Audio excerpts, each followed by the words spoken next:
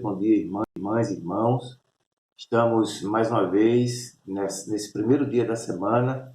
Começamos o nosso culto de adoração ao nosso Deus. E é muito bom estarmos juntos, eu na minha casa, você na sua casa, mas juntos, unidos pelo sangue de Jesus. Hoje nós iremos trazer uma palavra que se encontra no livro de Mateus, no capítulo 14, versículo 22. Se você tem sua Bíblia, se você quiser abrir para que possamos ler juntos, por favor, abra sua Bíblia. A palavra diz o seguinte: logo a seguir, compeliu Jesus os discípulos a embarcar e passar adiante dele para o outro lado, enquanto ele despedia as multidões.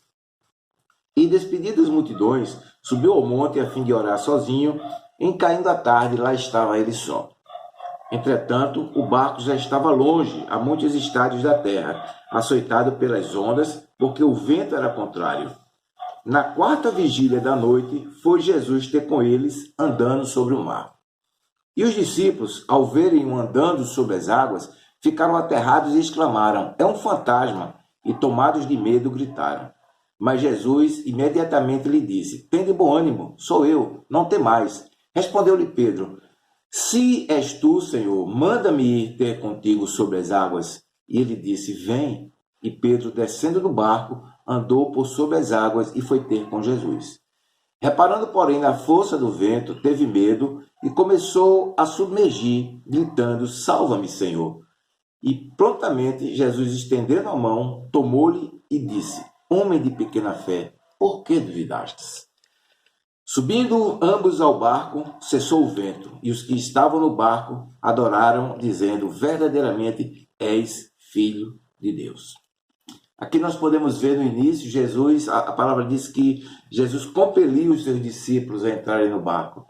Compelir pode ter dois sinônimos: obrigar ou animar. Eu fico com o segundo. Acredito que Jesus precisou animar os seus discípulos a entrarem mais uma vez no barco e enfrentarem o mar, indo para outra margem. Só que dessa vez Jesus não estava no barco. E ele ficou despedindo as multidões, ele subiu ao monte para orar e a hora foi aumentando. Por volta das 3 da madrugada, na quarta vigília, Jesus foi ter com os discípulos. E eu acredito que os discípulos, naquele momento, eles estariam se perguntando: cadê Jesus? Como será que ele vem? Ele disse que vinha, será mesmo que ele vem? E, de repente, os discípulos observam uma figura humana vindo andando sobre as águas. E eles não lembram da promessa de Jesus. E às vezes, meus irmãos, minhas irmãs, acontece isso conosco. Jesus nos promete que estará conosco e nós duvidamos. Até percebemos o agir de Jesus, o agir de Deus, mas muitas vezes nós duvidamos. Nós duvidamos do impossível que ele pode fazer, como, por exemplo, andar sobre as águas. E eles exclamaram: é um fantasma. Jesus disse: não, calma, sou eu que estou com vocês. E Pedro, né, o mais impetuoso, é o mesmo Pedro que estava com Jesus e o negou, é o mesmo Pedro que disse que Jesus era o Filho de Deus, o Messias, o mesmo Pedro que sacou a espada lá no momento em que Judas estava entregando Jesus. Então, Pedro, no seu ímpeto, ele disse: se é o Senhor, permita-me que vá aí. E Jesus disse: vem. E Pedro foi, caminhando sobre as águas. Entretanto, focado em Jesus, ele conseguia andar. No momento que ele tirou o foco de Jesus e colocou o foco na tempestade, ele começou a naufragar. Mais um exemplo de como muitas vezes nós nos comportamos. Quando nós focalizamos os problemas, quando nós mergulhamos nos problemas, então isso é o que pode acontecer, que nós possamos submergir dentro desses problemas. E Jesus disse: calma, tenha fé, homem de pequena fé, me dê a sua mão.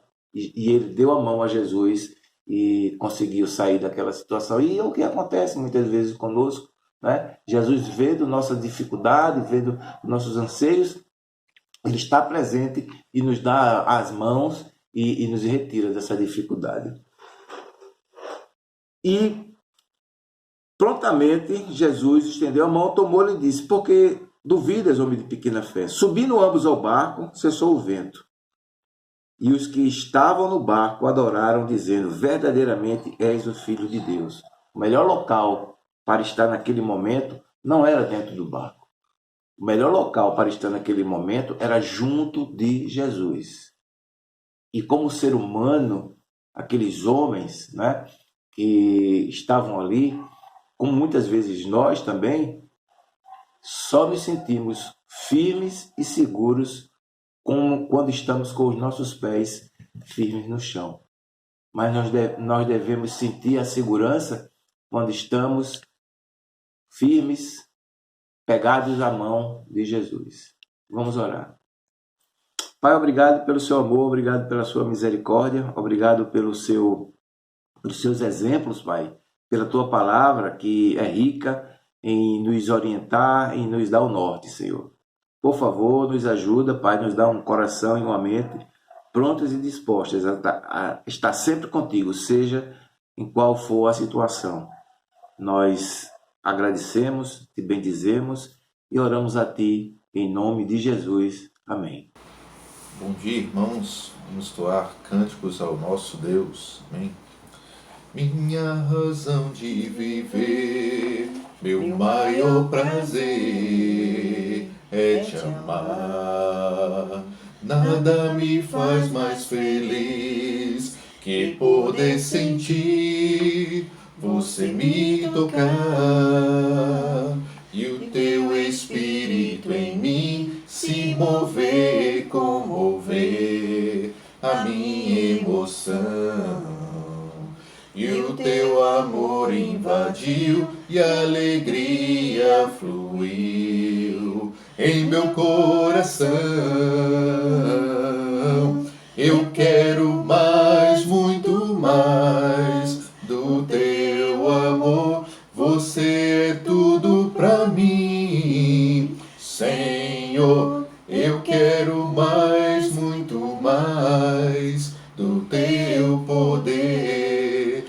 Você é a razão do meu viver, minha razão de viver, meu maior prazer é te amar.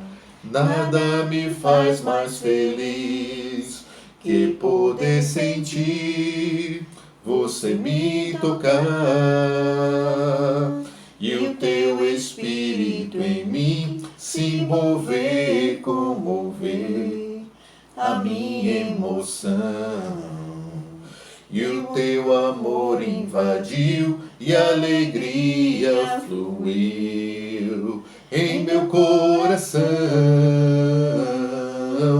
Eu quero mais, muito mais do teu amor. Você é tudo pra mim, Senhor. Eu quero mais, muito mais do teu poder. Você é a razão do meu viver. Amém. Bom dia, graça e paz. Mais uma vez estamos reunidos aqui para celebrar a ceia do Senhor. Hoje vamos ler na carta aos Coríntios, capítulo 11, versículo 17, no qual, 1 Coríntios 11, versículo 17, no qual o apóstolo Paulo ele está repreendendo os irmãos em Coríntios a respeito de que eles estavam se reunindo, conforme a palavra de Deus, conforme está escrito, eles estavam se reunindo não para melhor, e sim para pior. E o apóstolo Paulo ficou um pouco entristecido e diz assim: não vos louvo, em virtude disso, que Paulo tinha tomado conhecimento de que existiam divisões entre ele quando eles se reuniam. Porém, ele faz uma observação de que é necessário até que haja essas divisões, porque dessa forma os aprovados serão mais facilmente notados. Porém, fala também a respeito, né, uma outra repreensão que ele dá, é quando fala propriamente da ceia. Porque ele diz, quando se reunis para fazer a ceia, não é a ceia do Senhor que estás fazendo.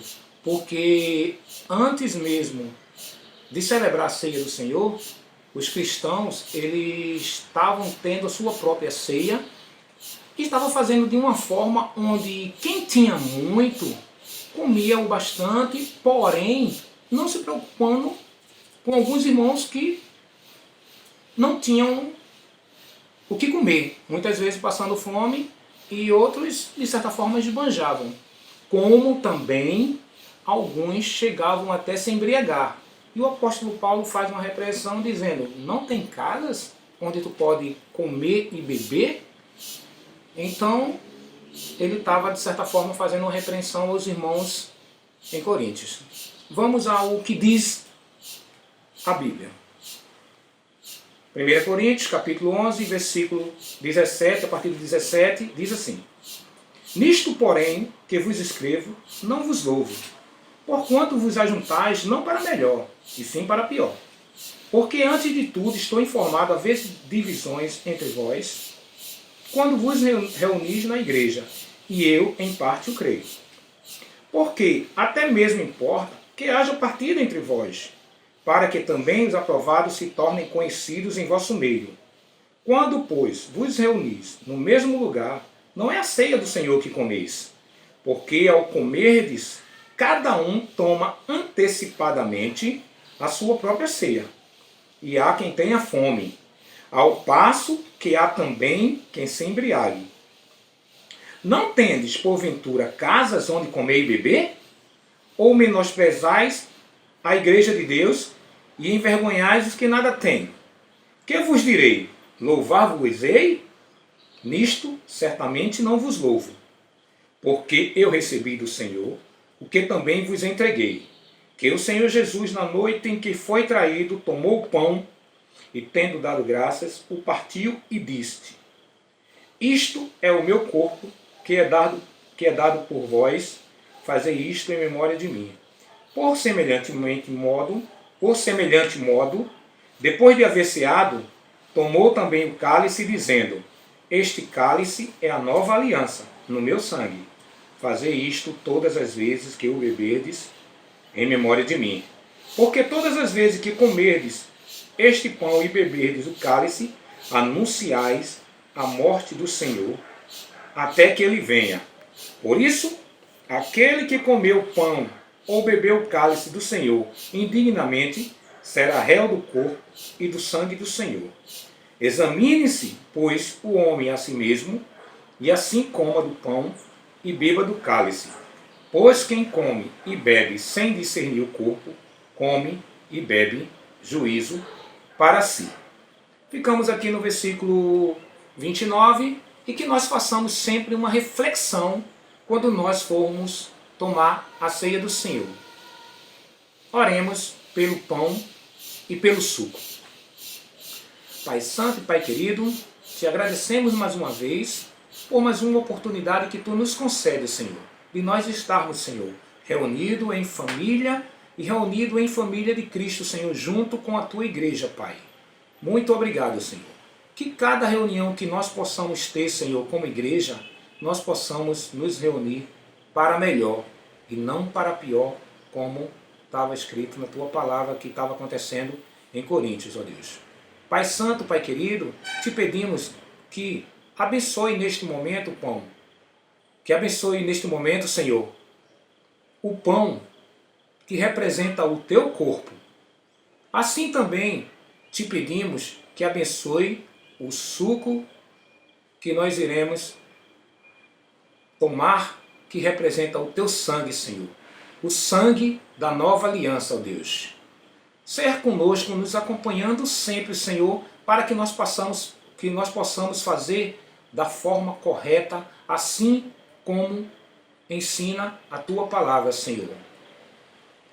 Abençoa hoje e sempre, no nome santo do teu Filho amado Jesus Cristo, aquele que vive e reina para toda a eternidade, ó Pai. Amém. Amém.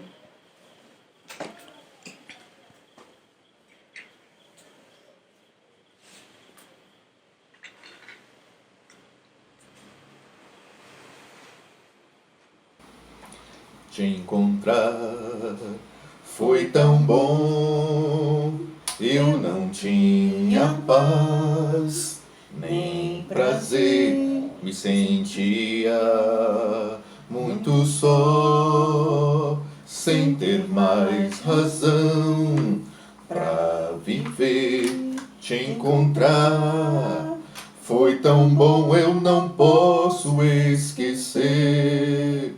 Nosso encontro mudou meu viver. Foi tão grande a emoção quando ouvi sua voz me falando de amor, pois você me aceitou do jeito que eu sou. Te dei o meu coração. Não posso viver longe de você, não posso ficar sem tua luz. Eu quero dizer que amo só você, Jesus.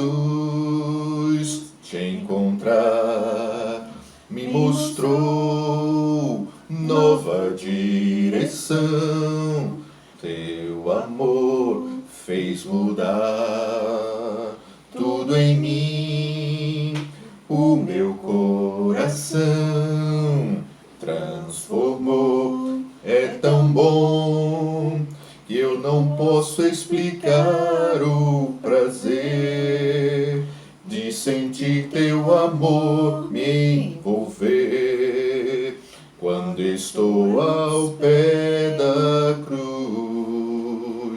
Eu só sei de uma coisa e vou lhe dizer: simplesmente eu não posso e não sei viver sem você, Jesus.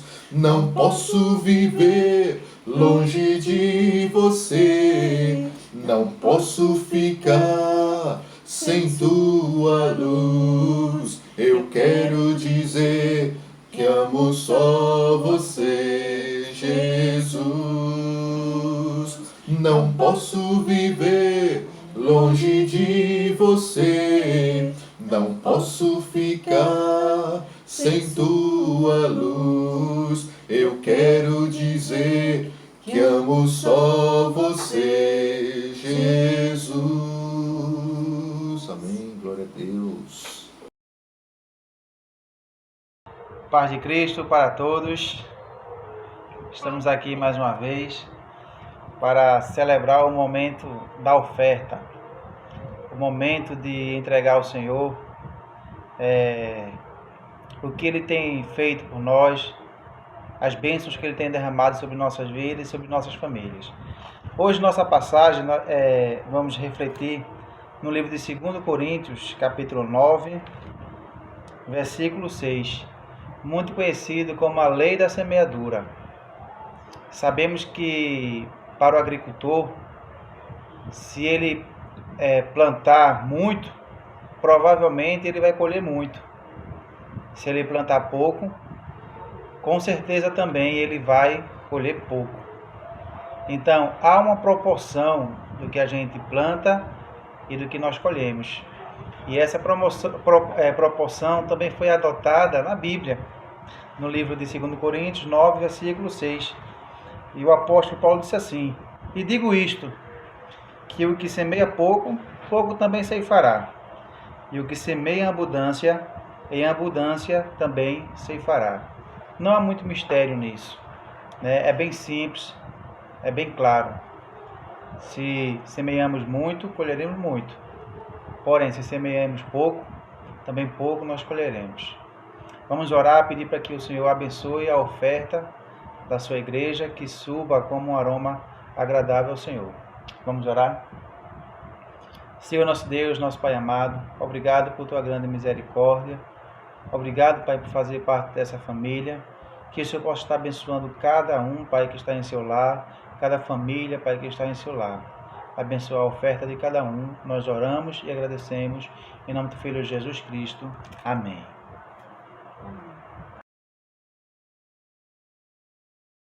A tua paz é como o rio que corre suavemente ao encontro do mar, Senhor Jesus. A tua paz é como os campos onde tem belas flores e há pássaros a cantar. Pássaros a cantar, cantar, rios a correr, correr. Quem tem Jesus tem motivos para viver. Pássaros a cantar, cantar, rios a correr, correr. Quem tem Jesus tem motivos para viver. A tua paz é como um rio que corre suavemente ao encontro do mar, Senhor Jesus. A tua paz é como os campos onde tem belas flores e há pássaros a cantar.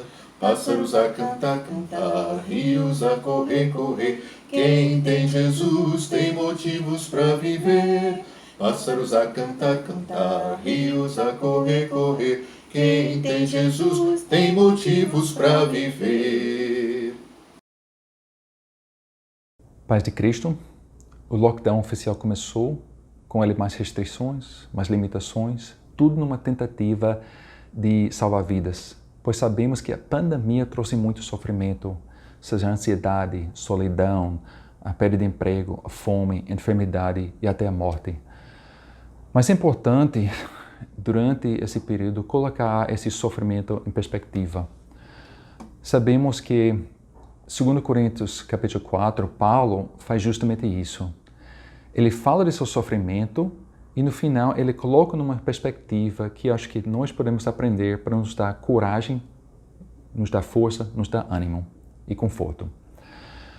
A perspectiva é muito importante, pois a maneira que nós olhamos para as coisas determina a nossa atitude, nosso sentimento, o que pensamos, nosso comportamento até. Por exemplo, se eu lhe mostrar esse símbolo aqui, o que você vê? A sua resposta vai depender da forma que você olha para ele.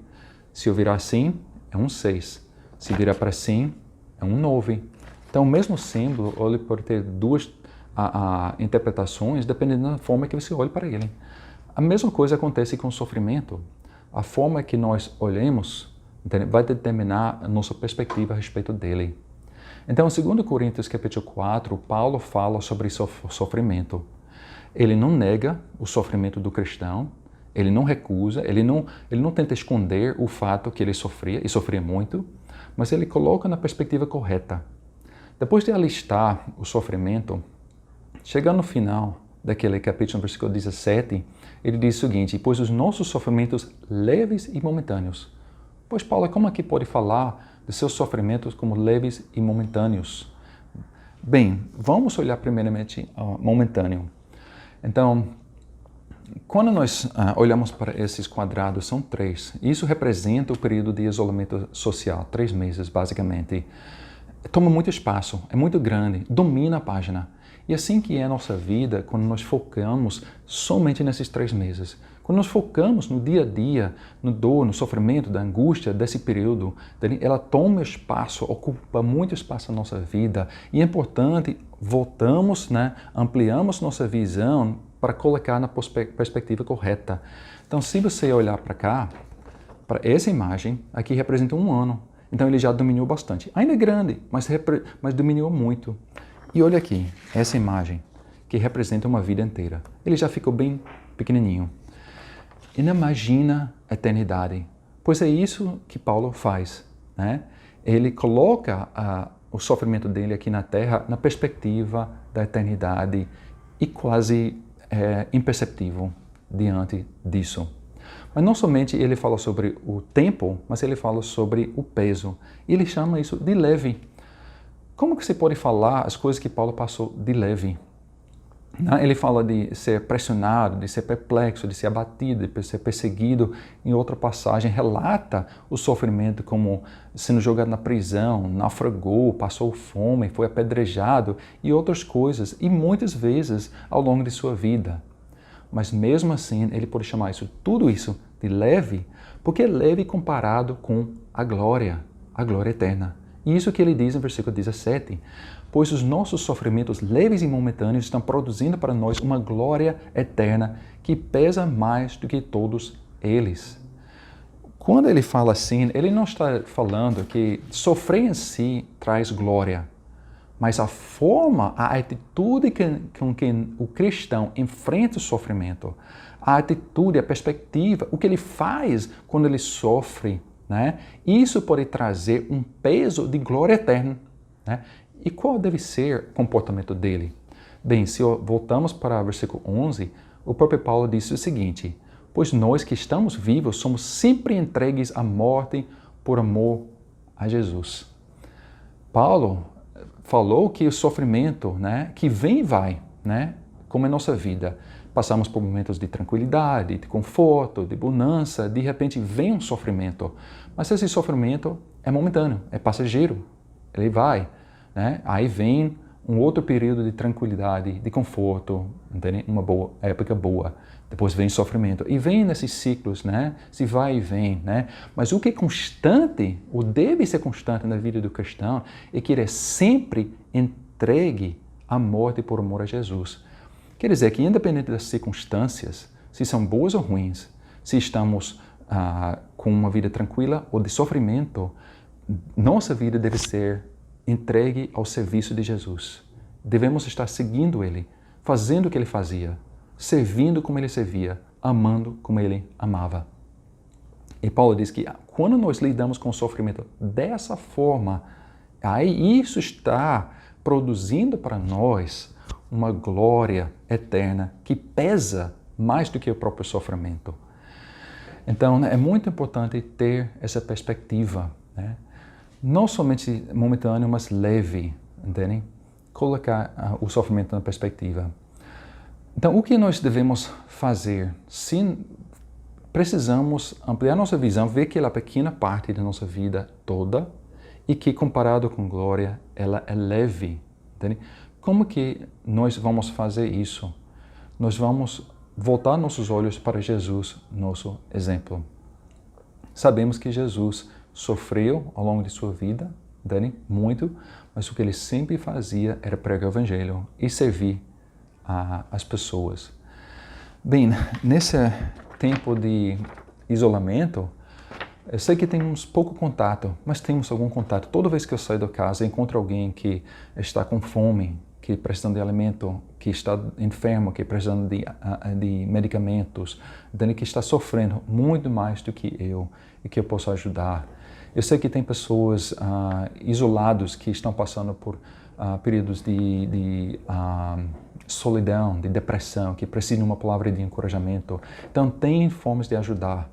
A cidade de Recife montou um site. Nesse site, chamado Voluntários Online, eu fui lá e você pode se cadastrar se você tem uma necessidade e outras pessoas podem cadastrar e dizer, eu quero ajudar. Então, quando eu olhei, tem várias necessidades registradas, mas alguns são desse tipo. Eu e minha família estamos com fome. Filha pequena de 1 ano, 9 meses e uma esposa. Sou ajudante de marcenaria, porém com tudo isso acontecendo não tem serviço nenhum. Estou sem nenhuma renda, precisando muito de fraldas e principalmente de alimentos. Estamos zerados. E outra mulher que teve gêmeas, disse que uma veio falecer, outra estava na incubadora, precisava de um enxoval porque estava desempregada e sem condições de cuidar dessa menina. E pode multiplicar muito, porque são muitas pessoas. Se você está me assistindo agora, provavelmente você tem condições maiores do que a maioria dessas pessoas que têm tantas necessidades. Então, vamos fixar nossos olhos em Jesus e procurar não somente colocar nosso próprio sofrimento na perspectiva correta, mas que isso também, quando nós diminuímos esse sofrimento, entendem? A visão que ela toma na nossa vida, podemos ampliar a visão, o lugar de Jesus na nossa vida e o que Ele nos chama para fazer. E Paulo encerra essa passagem em versículo 18 dessa forma. Assim, fixamos os olhos não naquilo que se vê, mas no que não se vê. Porque o que se vê é transitório, mas o que não se vê é eterno. Irmão, Que Deus lhe abençoe, que possa voltar seus olhos para Jesus, colocar esse sofrimento na perspectiva correta, diminuí-lo, de continuar servindo Jesus, para que o peso da glória eterna se concretize e realize na sua vida. Deus lhe abençoe. Amém. Não tenho palavras para agradecer tua bondade. Dia após dia me cercas com fidelidade. Nunca me deixes esquecer que tudo que tenho, tudo que sou, o que vier a ser, vem de ti, Senhor. De novo, não tenho palavras para agradecer tua bondade. Dia após dia me cercas com fidelidade. Nunca me deixes esquecer que tudo que tenho, tudo que sou, o que vier a ser, vem de ti, Senhor. Dependo de ti, preciso de ti, sozinho nada posso fazer. Descanso em ti, espero em ti, sozinho nada posso fazer. Nunca me deixes esquecer que tudo que tenho, tudo que sou, o que vier a ser, vem de ti, Senhor. Tudo que tenho, tudo que sou,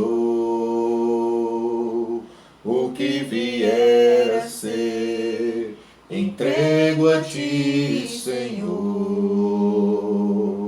Tudo que tenho,